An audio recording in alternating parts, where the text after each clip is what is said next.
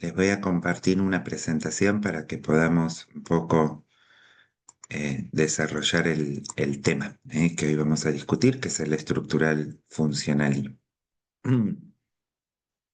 ¿Se logra ver bien la presentación allí?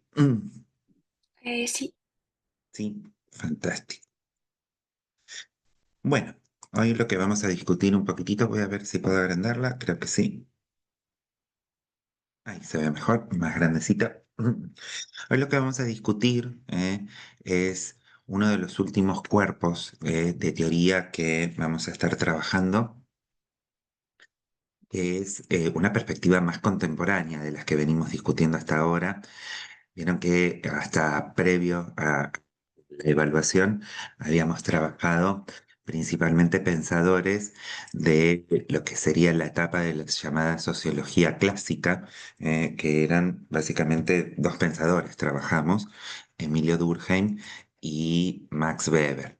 Bueno, esta etapa de teorización sociológica que va a tener como principal representante a este sociólogo de origen inglés que se llama Talcott Parsons, se corresponde con la llamada tercera etapa de teorización sociológica, que también es conocida como la etapa de la institucionalización.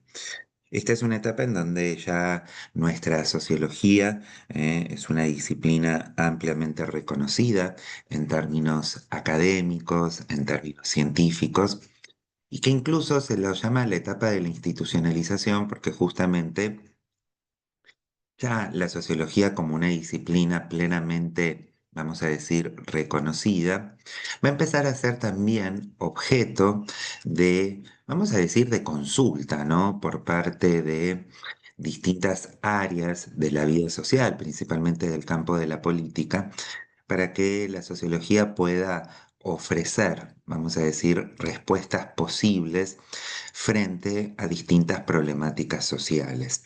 Y esto le va a dar a esta etapa de teorización la peculiaridad justamente de, diríamos, empezar a especializarse en distintas áreas que justamente van a ser requeridas para poder dar atención, prestar atención, tratar de diagnosticar incluso cuáles son las razones o los motivos por los cuales se desarrollan ciertas problemáticas sociales y en virtud de eso también ofrecer alternativas de solución.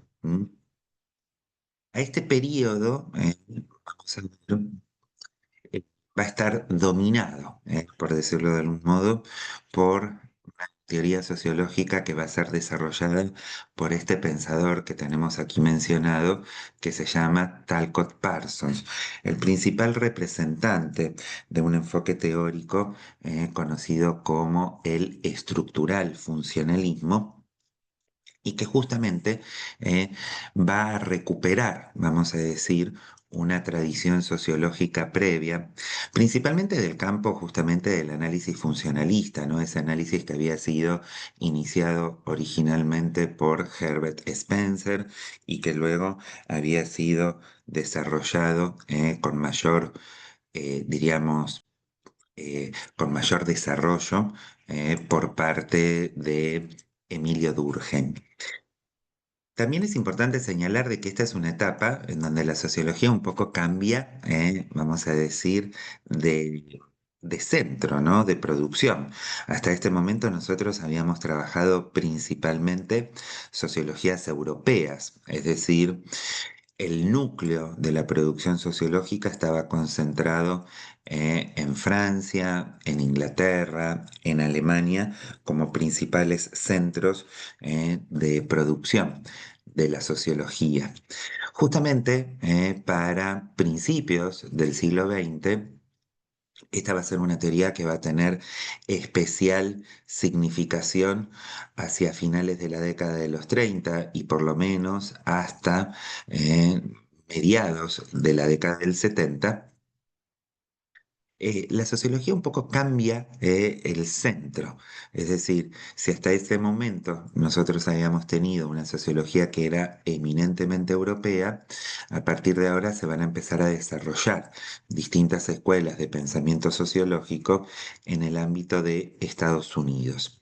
Esto obviamente no es casual. Para principios del siglo XX, Estados Unidos tiene un nivel de significación, vamos a decir, a nivel internacional, que también se va a traducir, o por lo menos se va a ver reflejado, en lo que tiene que ver justamente con los círculos de producción académica y los circuitos de divulgación del conocimiento científico. Talcott Parsons fue un sociólogo de origen norteamericano que él vivió el siglo XX, nace en el año 1902, murió en el año 1979. Adhiere al enfoque positivista en el campo de la sociología, y esta en gran medida obviamente se debe a su inspiración, tanto en los aportes de Spencer como en los propios aportes de Emilio Durkheim, que ya hemos visto en reuniones anteriores. Estos dos pensadores justamente conforman parte de ese núcleo positivista en el campo de las ciencias sociales en general, de la sociología en particular. El enfoque específico que nos va a proponer Talcott Parsons recibe el nombre de estructural funcionalismo. Y vamos a ver de que justamente este nombre que recibe este enfoque justamente se basa en la recuperación de dos elementos teóricos o conceptuales que van a ser fundamentales para plantear el enfoque teórico, que es justamente la noción tanto de estructura como la noción de función. Si nosotros recordamos esas dos nociones, esos dos conceptos, son en realidad propuestos o elaborados originalmente por Spencer y luego recuperados por la tradición funcionalista que, por ejemplo, va a desarrollar con con bastante sofisticación el pensamiento de Emilio Durkheim. Esa idea, ¿no?, de estructura y función, vamos a ver que claramente Parsons retoma, ¿no?, de los aportes realizados de Spencer, en realidad van a también ser matizados por otras influencias teóricas que se están desarrollando por aquella época. Y en ese sentido es interesante pensar, ¿no?, cómo en la teoría fundacional de Spencer las nociones de función y de estructura estaban fuertemente vinculadas a lo que sería el enfoque o la analogía orgánica, ese enfoque biologicista. ¿Se acuerdan que habíamos planteado, estaba impregnando, ¿no?, las primeras teorías sociológicas? Y que claramente en el caso de Talcott Parsons, ese enfoque biologicista, analógico en términos orgánicos, va a ser abandonado y va a ser reemplazado por la noción o el concepto de sistema. Y esto es interesante pensarlo, ¿por qué? Porque ahí vemos cómo Parsons va recuperando, ¿no?, una serie de influencias teóricas que claramente se están desarrollando hacia finales del siglo XIX, principios del siglo XX. La llamada teoría sistémica es una teoría que tiene su origen en el campo de la biología, pero que justamente reemplaza, ¿no?, la típica noción de organismo y la eh, cambia, vamos a decir, por la noción de sistema. los primeros diseños o los primeros aportes teóricos a esta teoría sistémica provienen justamente de un biólogo llamado Bertalanffy, que finalmente ese enfoque, ¿no? Se va a empezar a generalizar no solamente en el campo de las ciencias físico-naturales, sino también en el propio campo de las ciencias sociales. Parsons va a retomar la noción de sistema, de alguna manera va a reemplazar esa vieja analogía orgánica que Spencer había propuesto y la va a eh, modificar, justamente recuperando la noción de sistema. ¿M? Y en ese sentido, vamos a ver que la noción de sistema le va a permitir a Parsons seguir sosteniendo la importancia de poder reconocer que todo sistema justamente posee una estructura y que en virtud de esa estructura, las distintas partes constitutivas de ellas vienen a desempeñar funciones. Todo esto, que lo podemos decir en términos generales, lo podemos aplicar al análisis de lo social. Y eso es justamente lo que va a tratar de hacer Parsons. Parsons va a pensar de que los distintos niveles de análisis sociológicos, es decir, las distintas unidades de observación donde podemos pensar lo social, pueden ser entendidas justamente como un sistema. ¿M? Y en tanto sistema, ese sistema posee una cierta estructura y esa estructura, de algún modo, está diseñada y organizada con la intención de que ese sistema pueda desempeñar ciertas funciones. Claro está que en el enfoque personiano, esto que podríamos plantearlo en términos más generales, va a estar abocado específicamente al análisis de lo social. ¿M? Parsons no va a ser el único representante del enfoque sistémico, ¿eh? Claramente lo va a plantear también otros pensadores muy importantes. Hay un pensador en particular que nosotros, bueno, en nuestras clases no vamos a trabajar, pero que sí, sin lugar a dudas, va a tener un reconocimiento muy, muy notable, que se llama Robert Merton.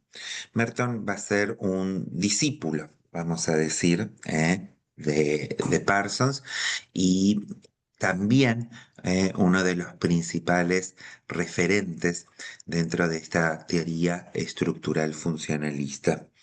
Otro pensador que también es sumamente reconocido en este campo va a ser Paul Lazarsfeld y ese también es uno de los principales referentes o representantes de este enfoque. ¿M? Es interesante, ¿vieron? Porque Parsons está en una etapa de teorización donde la sociología ya ha desarrollado, vamos a decir, importantes teorías. ¿M? Y cuando Parsons proponga su teoría, él va a señalar explícitamente que esa teoría se funda, ¿no? Se basa justamente en los aportes de los grandes sociólogos previos. ¿M? De alguna manera él lo que está conformando es lo que se llama el canon sociológico, ¿no? Tratando de señalar quiénes son de esa tradición sociológica anterior los representantes más importantes o significativos a tener en consideración. Y Parsons explícitamente reconoce que los aportes de Emilio Durkheim, como también los aportes de Max Weber, resultan fundamental para el desarrollo de la tradición sociológica. Según él entiende, su propia teoría se basa y se funda en los aportes de estos pensadores, pero también al mismo tiempo es interesante ver cómo en realidad el propio Parsons excluye de esta tradición sociológica al pensamiento marxista. Esto se los digo que es importante porque vamos a ver que en el desarrollo de la teoría pearsoniana pareciera ser que no hay un interés concreto en poder recuperar los aportes que el pensamiento marxista realizó. Fundamentalmente vieron tal vez uno de los aportes más significativos de la teoría marxista, que es el reconocimiento del conflicto como elemento constitutivo de lo social. Vamos a ver que eso le da a la teoría parsoniana, obviamente, un carácter específico, particular. Muchos autores denominan, vieron, a esta teoría como una teoría del orden, porque, como vamos a ver dentro de un ratito, todo lo que implique conflicto en la teoría personiana es entendido, en última instancia, como un elemento que desintegra el sistema social y por lo tanto tiene que ser evitado.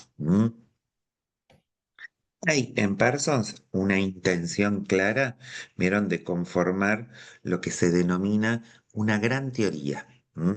Y esto también me parece que es importante tenerlo en cuenta porque la teoría parsoniana va a tener, vamos a decir, una peculiaridad. La peculiaridad es que, en principio, vieron, va a ser una teoría cuyo grado de abstracción va a ser tan amplio, tan extenso, que va a permitirle al sociólogo utilizar esta teoría para analizar diferentes fenómenos sociales, vamos a decir, de distintos niveles de complejidad y flexión. Generalmente vieron los sociólogos, analizamos, vamos a decir, distintos niveles de análisis sociológico. A veces analizamos grandes fenómenos sociales, los que muchas veces se llaman fenómenos macrosociológicos, como puede ser, por ejemplo, vieron el desarrollo de alguna problemática social o por ejemplo, cualquier aspecto de la vida colectiva que está los elementos constitutivos o estructurales de esa sociedad.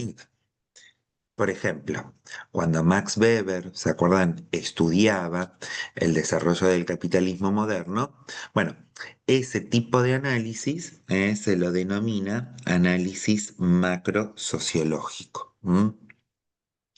Pero también tengan en cuenta de que muchas veces los sociólogos no concentramos únicamente la atención en el estudio o en el análisis de esos grandes fenómenos sociales, sino que a veces pretendemos estudiar elementos de la vida colectiva que se encuentran, vamos a decir, como una suerte de nivel intermedio.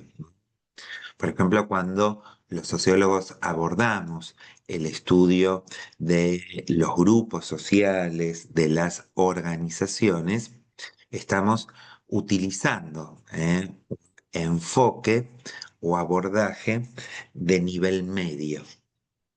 Pero también, y ahí aparece el tercer nivel, a veces los sociólogos vieron lo que queremos hacer es tratar de comprender, de explicar, de interpretar qué es lo que sucede al nivel de la interacción. Es decir, qué es lo que sucede al nivel de menor agregación sociológica, que puede ser, vieron, tratar de pensar y reflexionar en torno a las relaciones sociales, y a los propios procesos interactivos. A ese nivel de análisis se lo denomina nivel micro sociológico. Y entonces, vieron, teniendo en cuenta entonces de que la sociología puede pretender analizar, estudiar fenómenos macrosociológicos, fenómenos de nivel medio o fenómenos microsociológicos, uno podría entonces comprender cuál era la intención de Parsons, ¿vieron? Al momento de postular o de proponer lo que se dio a conocer como una gran teoría. Esta gran teoría es una teoría que justamente por su grado de abstracción pretende, vamos a decir, dar cuenta, ser útil para analizar los distintos niveles de análisis sociológico. Entonces, lo que nosotros vamos a advertir, vieron, es que con la teoría personiana yo voy a poder estudiar fenómenos muy complejos a nivel societal, pero también voy a poder estudiar niveles de análisis medio, como puede ser el desarrollo, el desenvolvimiento, ¿vieron?, de una organización. Y también voy a poder estudiar lo que sería específicamente situaciones microsociológicas, como pueden llegar a ser procesos interactivos de ese tenor. La gran teoría que propone entonces Talcott Parsons es una teoría que le va a permitir al sociólogo justamente abordar los distintos niveles de análisis sociológico. ¿Mm? Hasta acá, muchachos, o muchachas, mejor dicho, ¿cómo vamos? ¿Alguna duda, alguna pregunta que me quieran plantear? ¿Estamos bien? No, todo bien. Está bien, doctor. Bueno, buenísimo. Miren, les quiero mostrar acá algunas de las principales obras que Talcott Parsons publicó a lo largo de su vida. Parsons, vieron, fue un autor muy prolífico, vamos a decir, en términos de producción sociológica, porque también, vieron, estamos en una etapa de la sociología en donde claramente es una disciplina ampliamente reconocida, como les decía, que ya cuenta con estatus universitario, académico, ¿vieron? La sociología se enseña en la universidad, cuenta con sus canales de divulgación. El propio Talcott Parsons, ¿vieron? Va a ocupar una posición muy reconocida en su momento. Él va a ser el director del Instituto de Investigaciones Sociológicas de una famosísima universidad norteamericana, que es la Universidad de Harvard. Y desde esa posición de dominio, vamos a decir, se va a dedicar, ¿vieron?, a lo largo de toda su vida a realizar distintas publicaciones, en algunos casos, ¿vieron?, ofreciendo los lineamientos generales de su gran teoría y en otros casos directamente llevando adelante un análisis mucho más concreto de ciertas situaciones o problemáticas sociales que, como les contaba, eran importantes en aquella época. De este largo listado, vieron, de obras que tenemos acá mencionados, me gustaría señalar al menos o llamar la atención sobre dos obras que son en torno a las cuales nosotros, vieron, vamos a discutir en el desarrollo tanto de mi parte de la clase como de la clase de Fiorella. La primera gran obra de Talcott Parsons es una obra que él publica siendo bien un jovencito, vamos a decir, en el año 1937. Es una gran obra, o es muy reconocida, en principio porque por primera vez ahí Parsons va a plantear las líneas fundamentales de este estructural funcionalismo que vamos a tratar de explicar. La estructura de la acción social es la tesis, ¿vieron?, con la cual Parsons se doctora en sociología. Él, para poder escribir esta obra, va a ir a Europa, va a estudiar en Europa, va a estudiar, ¿vieron?, en la Universidad de Heidelberg, que es la universidad en donde había trabajado Max Weber. Y uno podría decir, vieron, que el contacto, ¿no?, con la obra weberiana de primera mano, obviamente ejerció cierto grado de influencia en el pensamiento parsoniano. No necesariamente en el enfoque sociológico, porque se acuerdan que Parsons es un positivista y Max Weber, ya sabemos, es en realidad un pensador comprensivista. Pero sí, vieron, ya en el título de la obra medio nos damos cuenta de que hay un cierto grado de influencia en el pensamiento personiano, al menos en el punto de partida, básicamente porque lo que Parsons va a querer hacer en esta obra es analizar la unidad mínima, ¿vieron?, de observación sociológica, que según Parsons es la acción social. Obviamente, desde un enfoque, vamos a decir, estructuralista, ¿no? Por esa razón es que la obra se llama La estructura de la acción social. Básicamente lo que va a decir Parsons es, a la acción social se la puede pensar como un sistema y en virtud de eso, lo que pretende esta obra es reconocer los elementos estructurales del llamado sistema de la acción. Algunos años después, vieron, y ahí quiero llamar la atención sobre la segunda obra importante, Parsons un poco va a no abandonar, obviamente, definitivamente el análisis estructural, porque ustedes saben de que estructura y función son en realidad como dos caras de una misma moneda.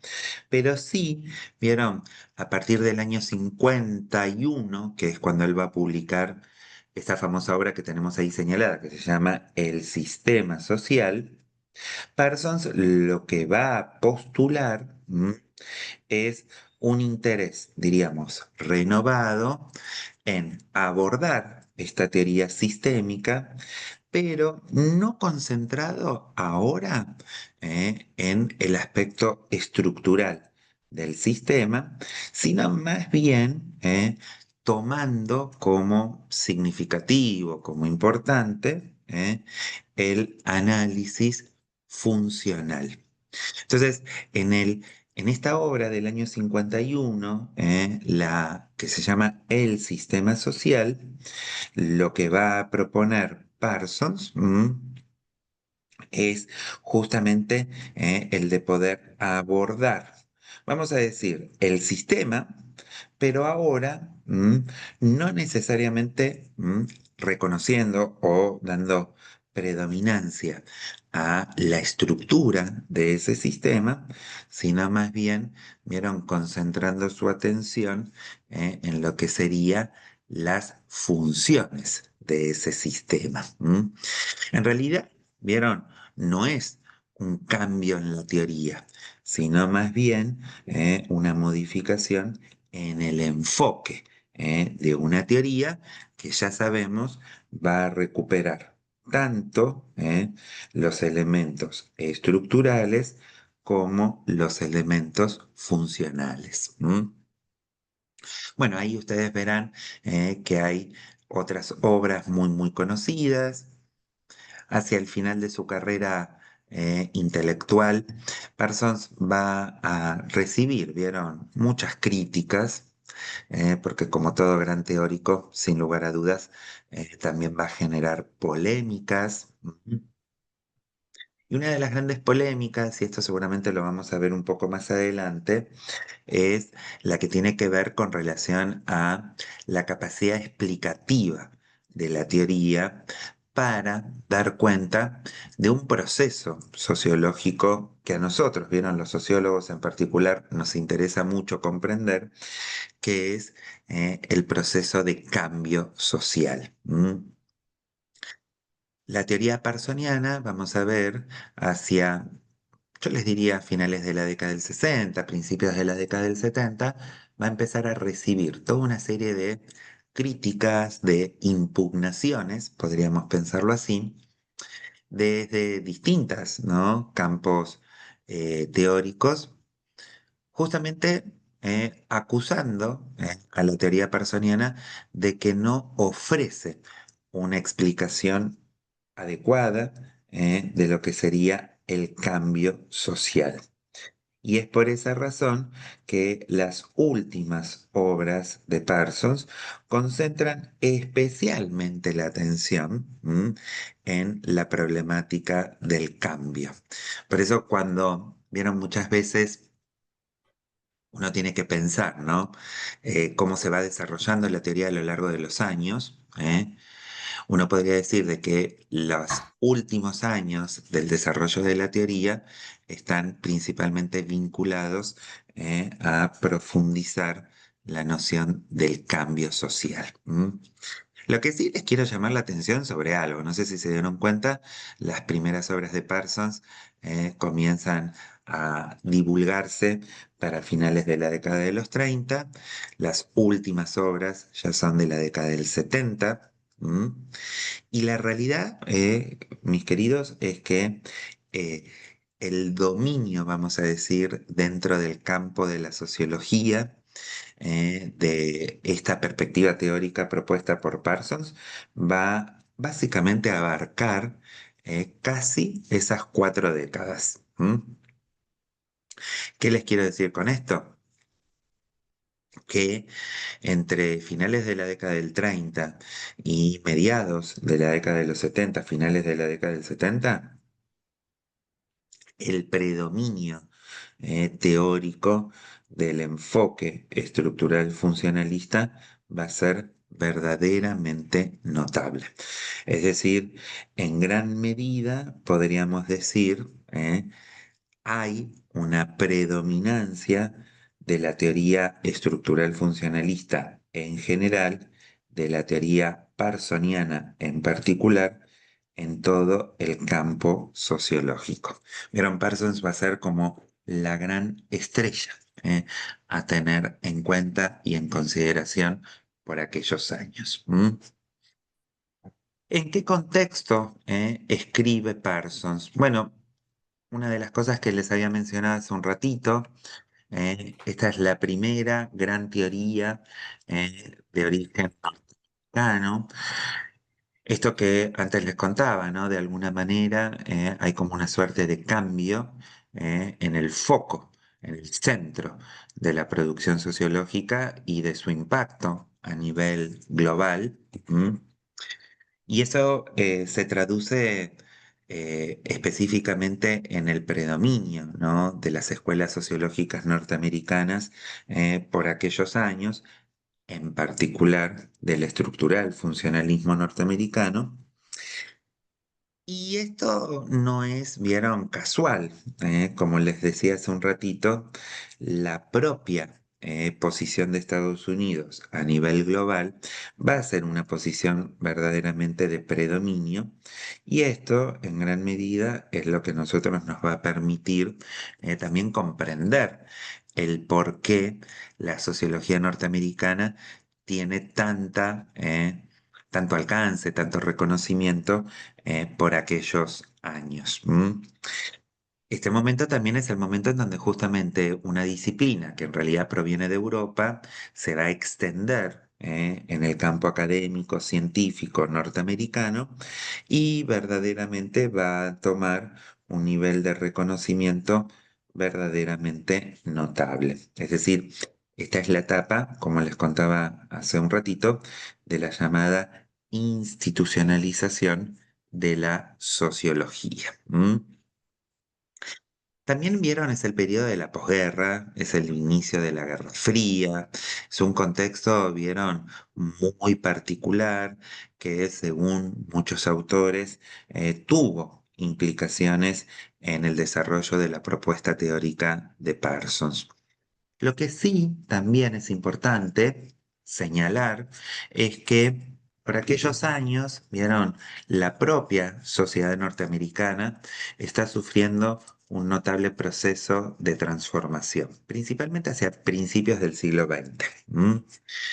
Hay toda una serie de distintas, eh, distintos factores que concurren y que van a provocar de que esa sociedad norteamericana de principios de siglo verdaderamente se vea, vamos a decir, afectada por todo un conjunto de transformaciones sociales que van a tener implicaciones muy concretas en el desarrollo de la vida eh, de esas colectividades. Vieron, la sociedad norteamericana va a empezar a tener un notable desarrollo económico, va a recibir un contingente migratorio muy, muy notable que verdaderamente va a transformar la cara de la sociedad norteamericana. Va a verse afectado por un notable proceso de urbanización.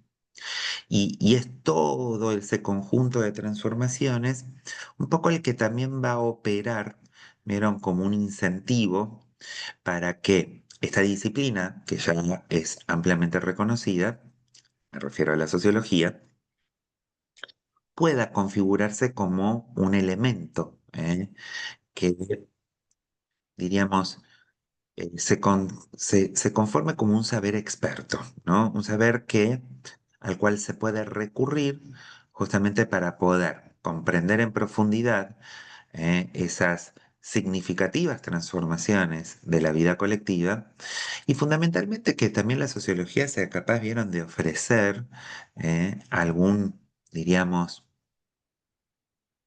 algún mecanismo de intervención para poder solventar, para poder resolver distintas problemáticas sociales que obviamente afectan a la sociedad norteamericana de principios de siglo. ¿Vieron? Los notables procesos de urbanización van a configurar una vida urbana que se va a ver afectada por, vamos a decir, factores que van a preocupar en aquella época y por tal motivo van a reclamar en el saber experto de la sociología, bueno, que se puedan ofrecer alternativas de solución. Eso es lo que va a provocar, vieron, que se vaya desarrollando lo que se llaman las sociologías especiales o sociologías dirigidas a distintos ámbitos de la reflexión colectiva. Entonces, en esta época empiezan a aparecer, vieron, sociólogos especializados.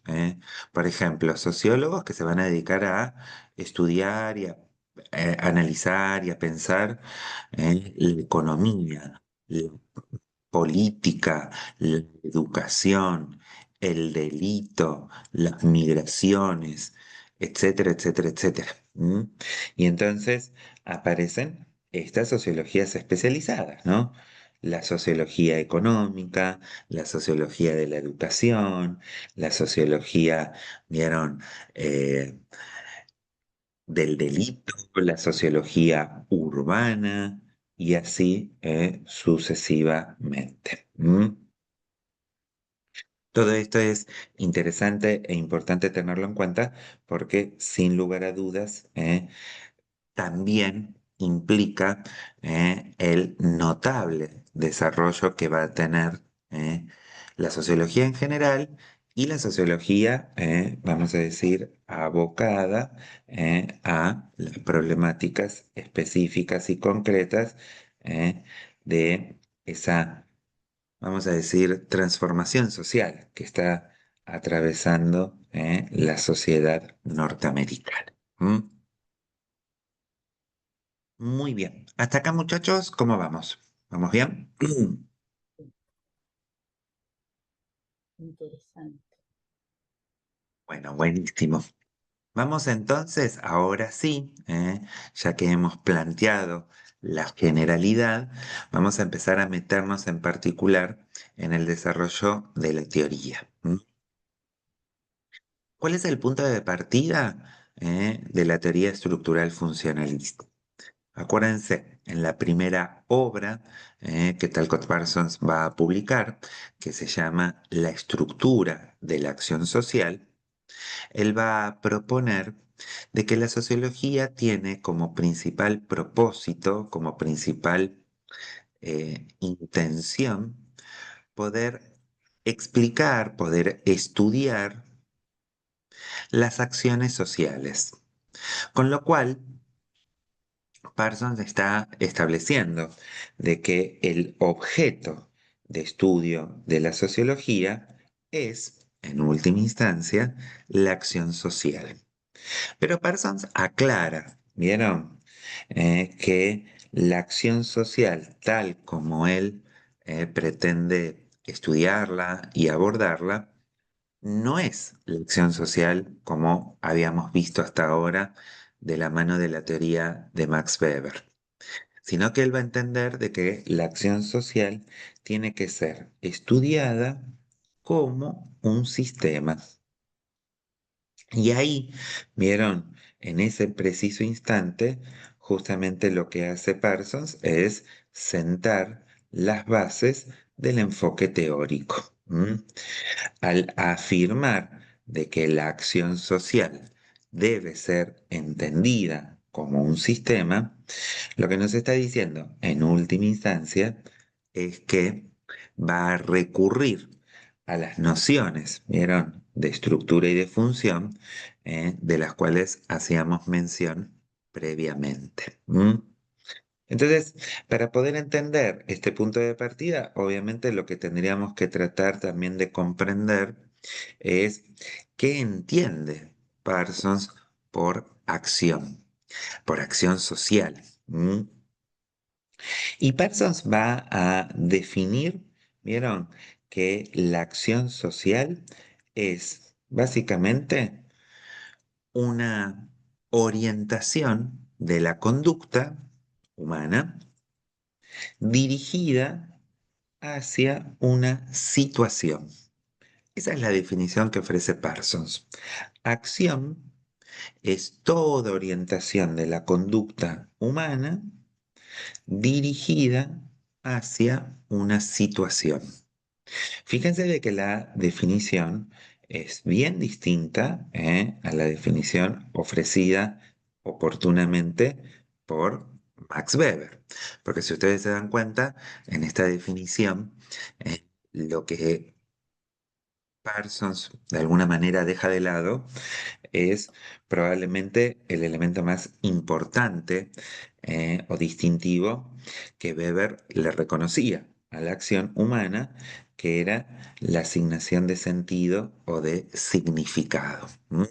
Entonces, no vamos, a pesar de que estamos usando las mismas palabritas, entender acción social del mismo modo si es que yo lo estoy pensando desde el enfoque weberiano o desde el enfoque parsoniano. Para Parsons, la acción social es toda orientación de la conducta dirigida o orientada, vamos a decir, hacia una situación. ¿Qué es la situación? Porque es importante poder también comprender, en particular cómo Parsons define situación.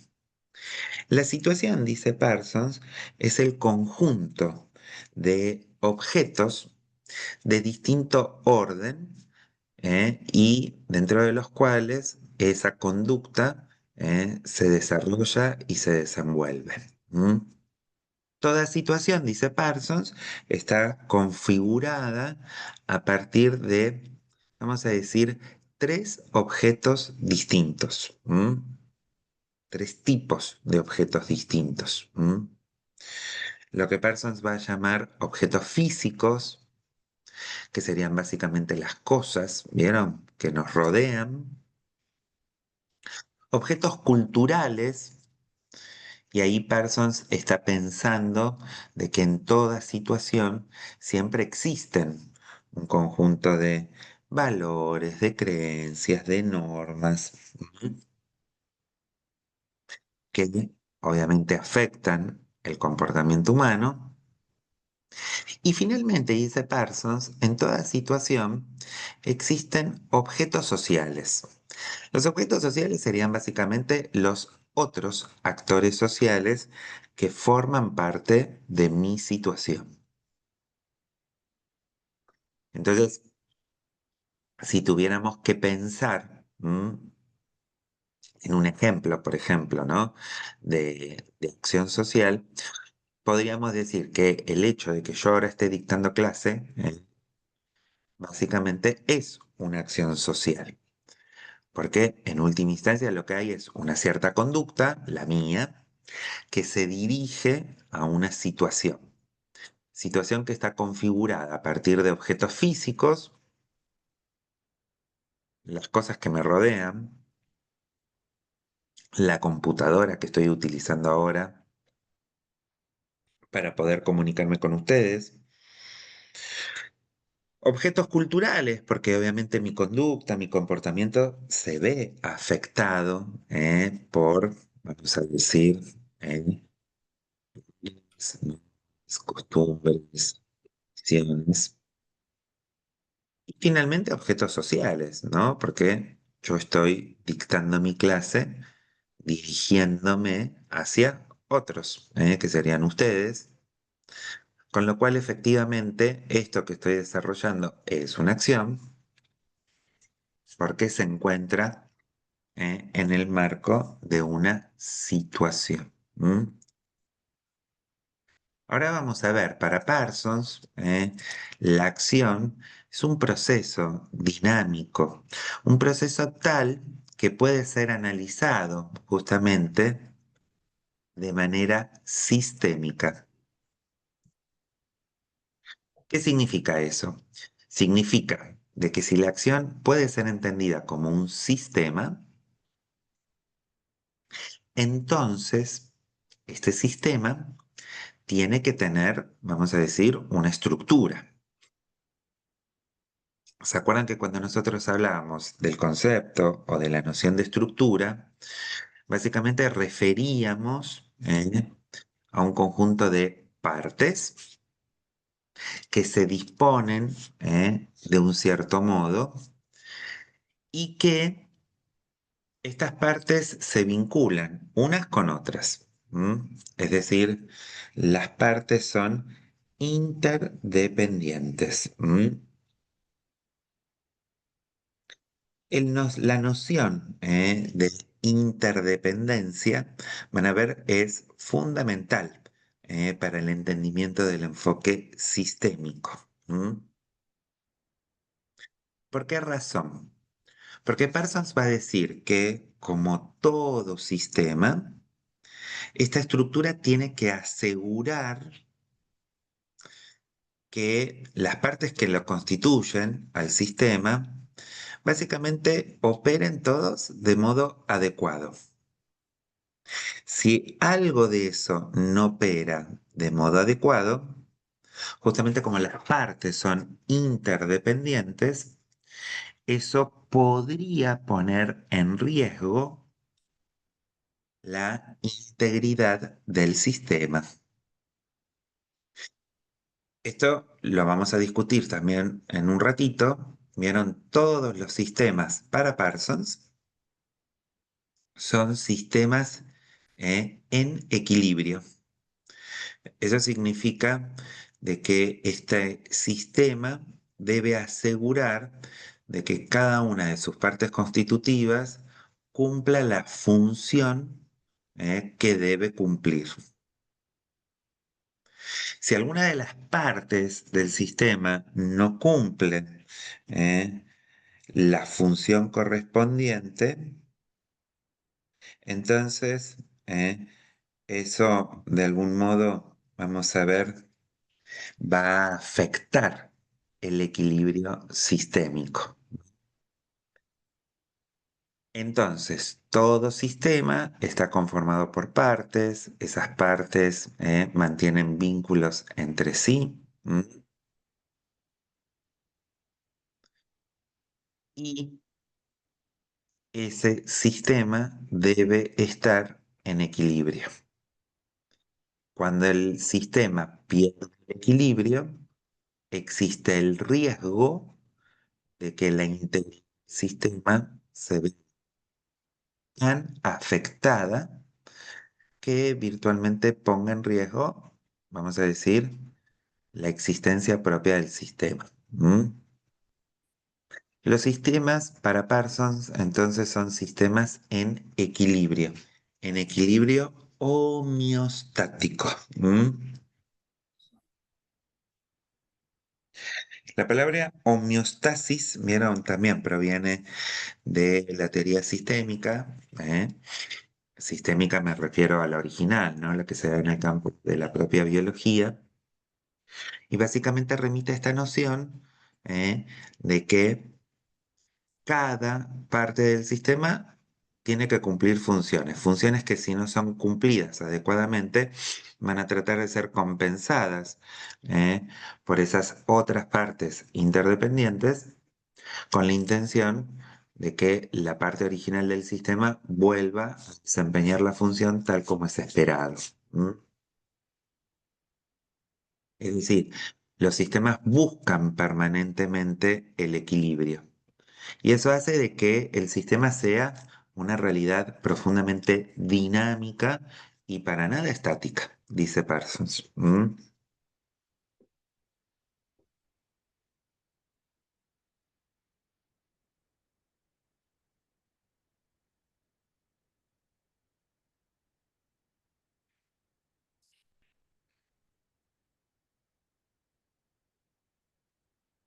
¿Hasta acá estamos bien, mis queridos? Sí, Sí, Sí, buenísimo. Hay otra idea importante, ¿vieron? Anticipar, que es todo sistema se encuentra siempre en un entorno. ¿Qué significa eso? Significa de que los sistemas, vieron, no están en el vacío, sino que van a mantener vínculos, relaciones con cosas que no son sistemas, básicamente. Esa es la definición de entorno de Parsons. Bueno, ¿qué es el entorno o el medio ambiente en el cual se encuentra un sistema? Bueno, todo lo que no es sistema es entorno. Y en virtud de eso, ¿eh? Uno podría decir, bueno, los sistemas también son dinámicos porque mantienen vínculos o relaciones de intercambio con ese entorno, que básicamente es todo aquello que no es sistema. Por ejemplo, otro sistema es, para el sistema que estoy analizando, parte de su entorno. Con lo cual, vieron, los sistemas mantienen vínculos, relaciones de intercambio sistémicos se lo llama, eh, no solamente entre las partes que los constituyen, sino también con los entornos en los cuales se encuentran. Por esta razón, vieron, y por ese intercambio que los sistemas mantienen con su entorno, la teoría de Parsons muchas veces es reconocida como una teoría de sistemas abiertos, es decir, sistemas que mantienen vínculos o relaciones de intercambio con su entorno. ¿M? Ahora, cuando nosotros pensamos bien en la estructura del sistema, Parsons a esas partes las va a llamar subsistemas. ¿M? Entonces, todo sistema está conformado por partes que lo integran, que también pueden ser entendidos como subsistemas. ¿M? Bueno, ahora en un ratito vamos a ver cuáles son esas partes constitutivas del sistema de la acción. ¿M? Mira, vamos a avanzar un poquitito en cómo entiende entonces Parsons a la acción humana. Fíjense cómo define Parsons acción. Él dice, es la conducta humana entendida como dirigida a un fin, adaptativa respecto del medio, motivada subjetivamente y guiada por procesos simbólicos. Una definición, ¿vieron? Bien complicada, pero no tan complicada si la analizamos con cierto grado de detalle. Ya sabemos de que la acción es una conducta humana. ¿M? Dice Parsons, para que haya acción tiene que haber una meta, un propósito, un fin. Si no hay meta o propósito, no habría acción. Eso que está ahí entre comillas, vieron que dice dirigida a un fin, vamos a ver, va a ser la una o uno de los elementos constitutivos del sistema.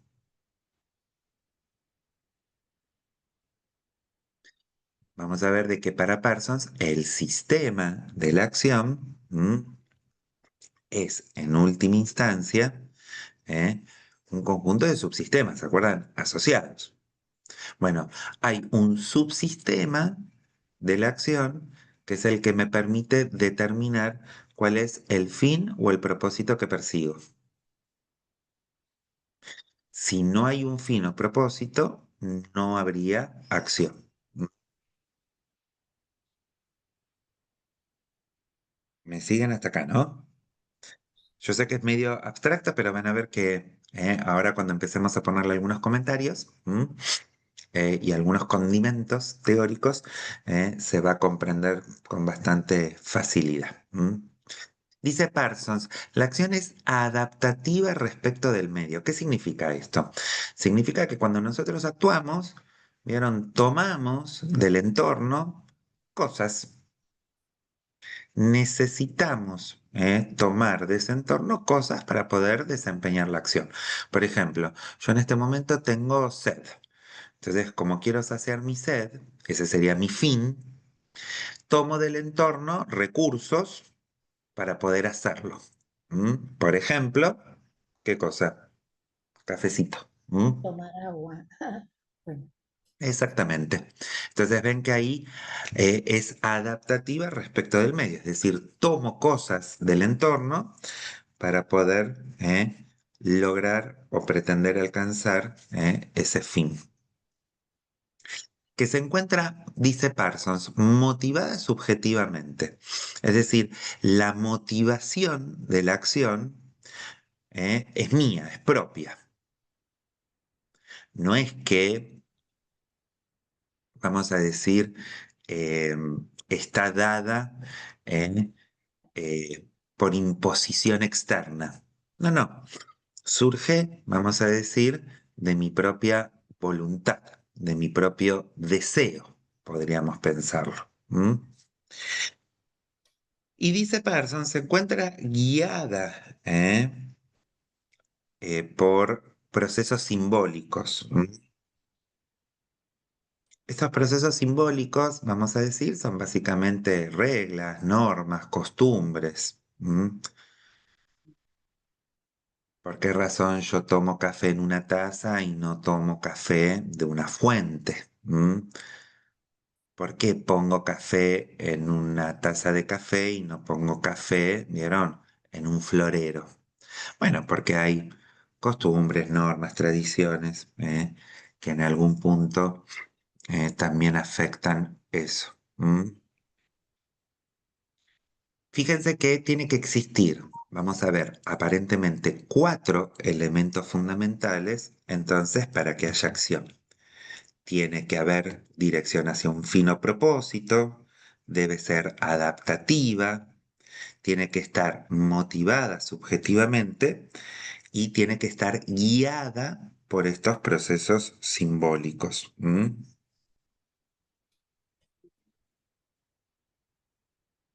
¿Me siguen eso? Hasta acá, ¿no? dirigida, Sí, sí. motivada, guiada. Me faltó uno, me quedó ahí. Tiene que estar motivada subjetivamente, guiada, adaptativa respecto del entorno, es decir, tomamos del entorno cosas para poder lograr alcanzar una meta o propósito. Ahí es donde Parsons dice dirigida a un fin. Gracias. Ahora, y acá viene lo interesante, ¿no? Sabemos de que actuamos, dice Parsons, en virtud de nuestra voluntad, de nuestro deseo, podríamos decir. Sin embargo, dice Parsons, nuestra acción siempre está en una suerte de situación de tensión.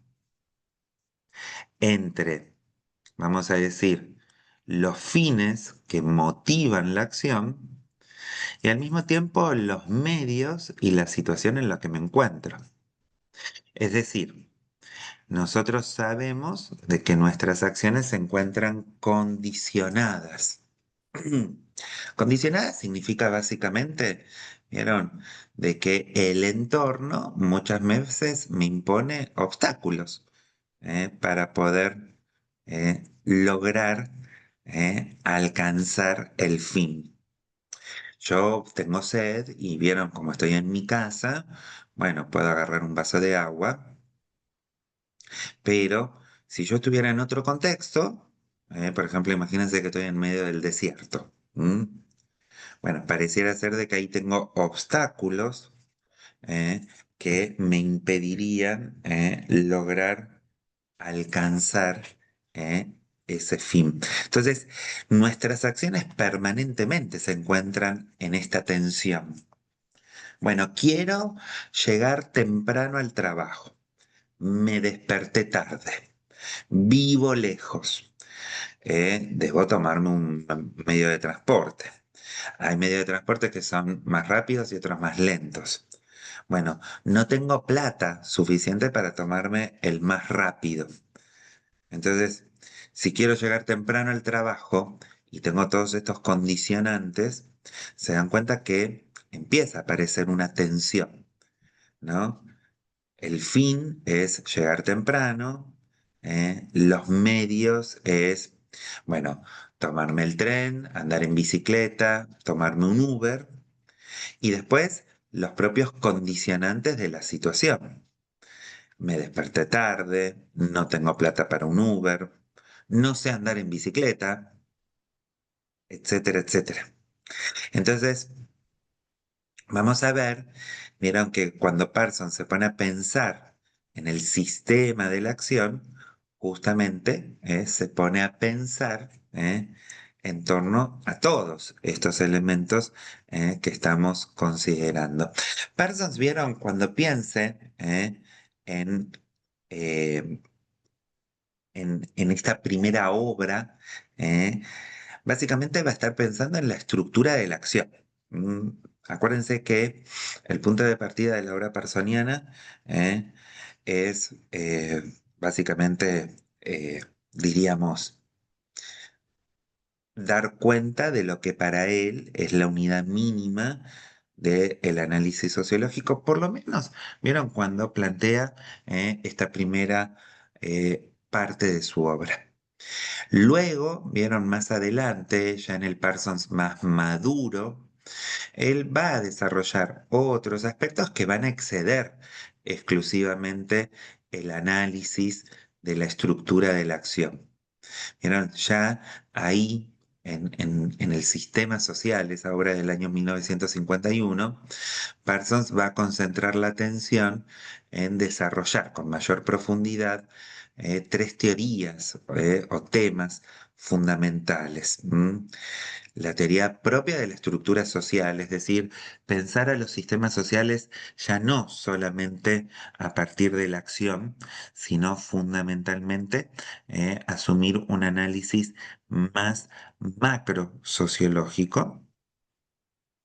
Después también va a discutir, vieron, sobre lo que se llama la teoría de los procesos motivacionales. Básicamente se va a poner a pensar y con bastante, les diría, énfasis en tratar de entender qué es lo que motiva a las personas a actuar en un cierto sentido.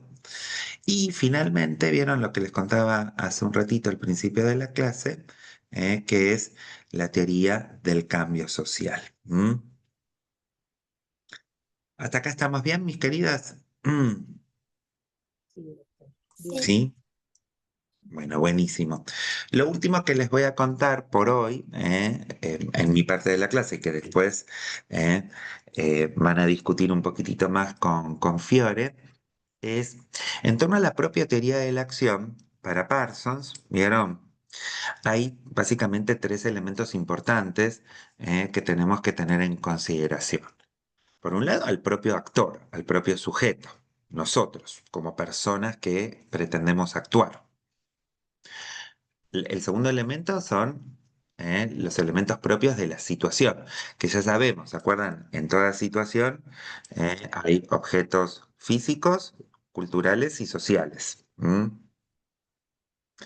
Y finalmente, lo que Parsons va a llamar son las orientaciones, tanto normativas como de valor.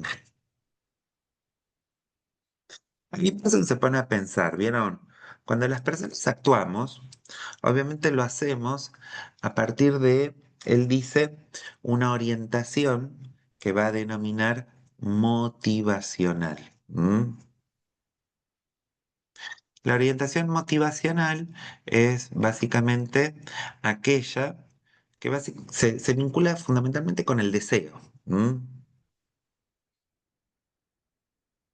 Parsons, vieron, cuando piensa en la orientación motivacional, retoma, recupera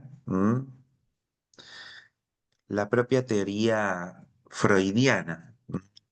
Para aquellos años, vieron, ya se había desarrollado y había tenido un amplio reconocimiento la teoría psicoanalítica de Sigmund Freud, que justamente uno de los aspectos fundamentales de tal teoría es tratarla de explicar el deseo humano. Es decir, bueno, ¿qué es lo que hace que las personas pretendan llevar adelante cierto tipo de comportamiento? Bueno, lo que hace Parsons es retomar la teoría freudiana del deseo y sostener de que las personas permanentemente deseamos, vamos a decir, satisfacer distintos tipos de necesidades. Entonces, la orientación motivacional se vincula o se asocia a el deseo. Se vincula a la pretensión de satisfacer necesidades. Necesidades que pueden ser de distintos tipos, ¿eh? No, no piensen que las necesidades son solamente de orden fisiológicas.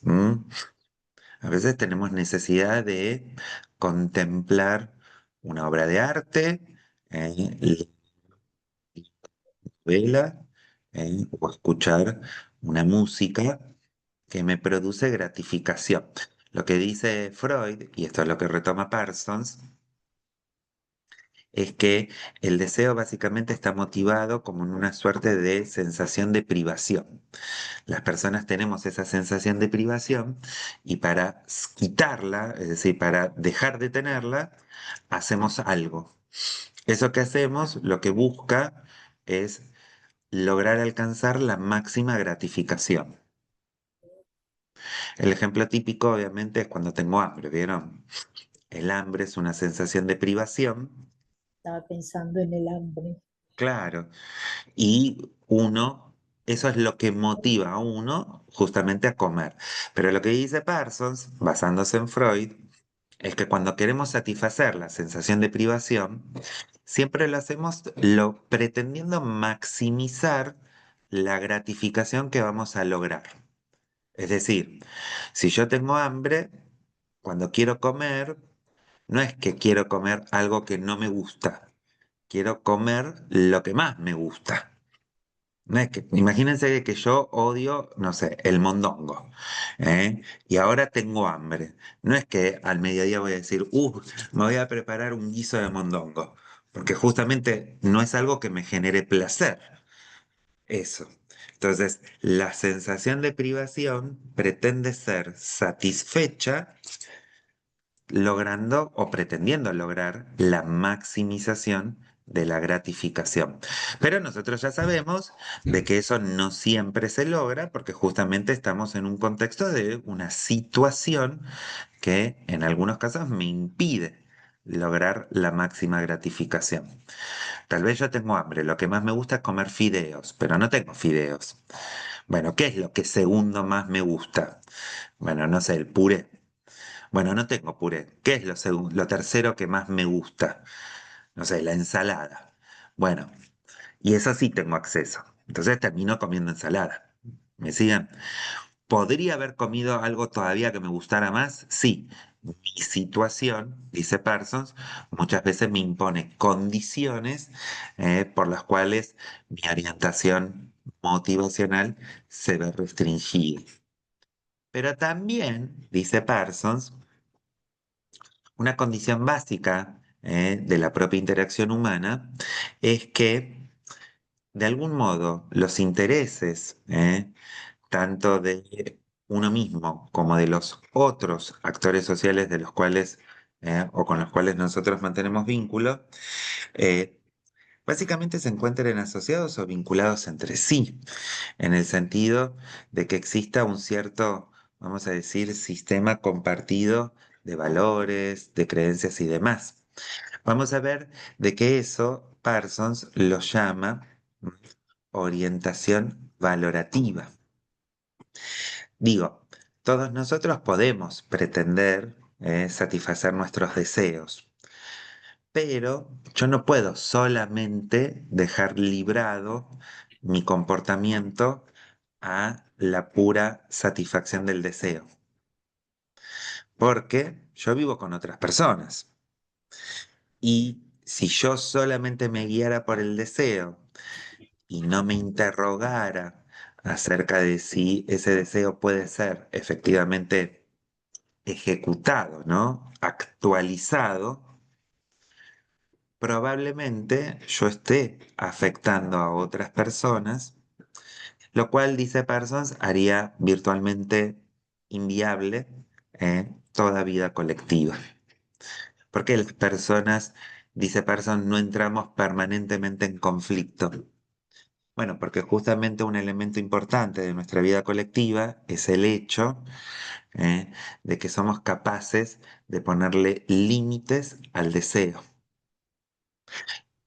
Un ejemplo, yo en este momento tal vez no tengo ganas de dar clase, tal vez tengo ganas de dormir.